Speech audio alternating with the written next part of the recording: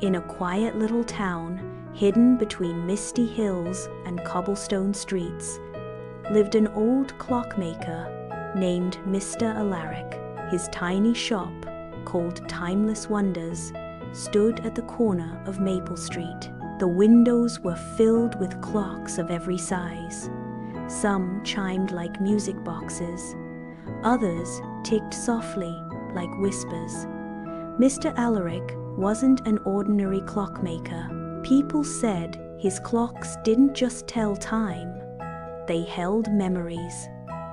Every clock he built seemed to capture the feeling of the person who owned it. A mother's laughter, a child's first step, a tear of goodbye, all lived within the gears and glass of his creations. One stormy evening, a little girl named Lena entered the shop. She was soaked from the rain and held a broken pocket watch in her small hands. "My grandfather's watch stopped," she said softly. "He passed away last week. Can you fix it, sir?" Mr. Alaric looked at the watch. Its hands were frozen at 11:11, and a faint crack ran across the glass.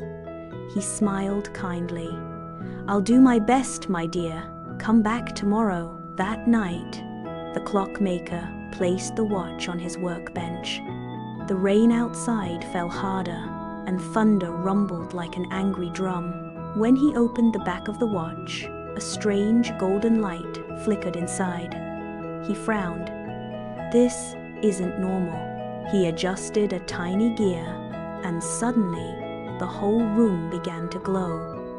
The clocks on the walls started ticking backward. The hands of the grandfather clock spun wildly, and a warm wind filled the shop. Then everything went silent. When Mr. Alaric looked around, the shop looked the same, but younger. He glanced into the mirror and gasped. He was young again. His wrinkled hands were strong, his eyes bright, and his white beard had vanished. Outside, the morning sun shone, and the air smelled like spring. He ran to the street and realized something impossible. It was the same town, but from 40 years ago. He saw familiar faces, people long gone.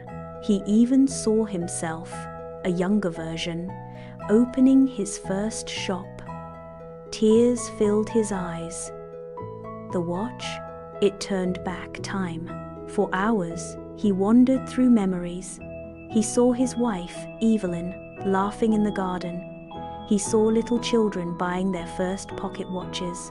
Everything was perfect, just as it had been. But when he tried to talk to Evelyn, she didn't hear him. His voice was only an echo. The realization struck him. He was not part of this world anymore. He was only a visitor in the past. He returned to his shop, heart heavy, yet full of wonder. The golden watch still glowed softly. A whisper echoed in the air. Time is not meant to be changed, only cherished.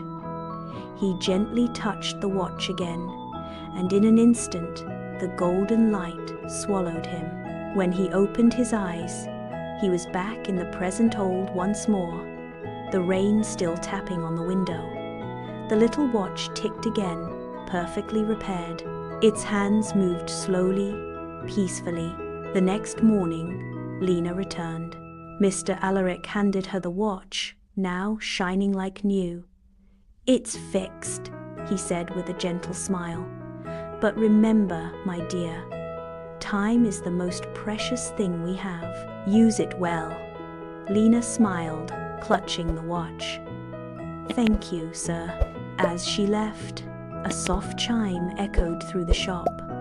All the clocks ticked together in perfect harmony, as if they were saying thank you too. That evening, Mr. Alaric sat by his window, listening to the rhythm of his clocks. The rain had stopped. A single ray of sunlight touched his workbench, where the golden watch rested. He whispered, "Maybe some clocks don't just measure time, maybe they measure the heart."